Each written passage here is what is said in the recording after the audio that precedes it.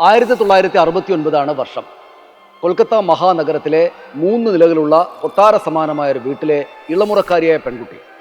ആ വീട്ടിൽ 3 നിലകളായിട്ട് 3 തലമുറ ആളുകളാണ് താമസിക്കുന്നത്. അതിലെ ഇളമുറക്കാരിയാണ് എന്ന് വെച്ചാൽ 3 വയസ്സ് മാത്രം പ്രായമുള്ള വർഷ ഗുപ്ത എന്ന പെൺകുട്ടി ഒരു ദിവസം രാവിലെ എനിക്ക് മീൻകറി വേണം എന്ന് അമ്മയോട് ആവശ്യപ്പെടും. ആ വീട് ആകെ പെട്ടെന്ന് പാനിക്കാവും. എന്തുകൊണ്ടെന്നാൽ അത് ഒരു പരമ്പരാഗതമായ ഒരു മാർവാടി ഫാമിലിയാണ്. അവർ തലമുറകളായിട്ട് വെജിറ്റേറിയൻസ് ആണ്, പൂർണ്ണമായിട്ടും സസ്യാഹാരികൾ മാത്രമായിട്ടുള്ള വീടാണത്.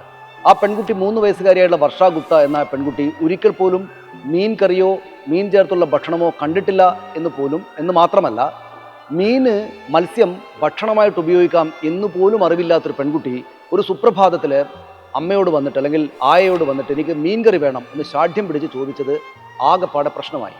വലിയ കാലുഷ്യത്തിലേക്ക് സംഭവങ്ങൾ നയിച്ചു.